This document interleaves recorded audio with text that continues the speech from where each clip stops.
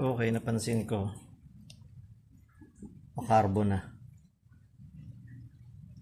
So sprayin lang ng WD and then mano-manong linis, punas. Yan, tiyagaan lang. Importante malinisan para maganda yung contact niya dito. Ito yung nag-i-spark kanina eh. So may madumi pa, so punas lang ulit.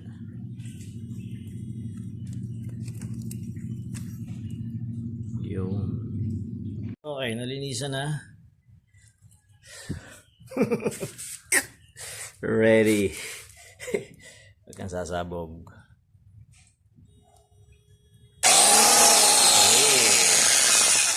May spark talaga.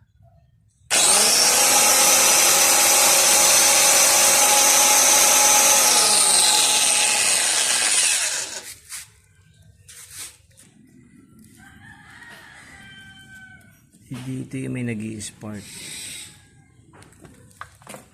Dito sa portion na to.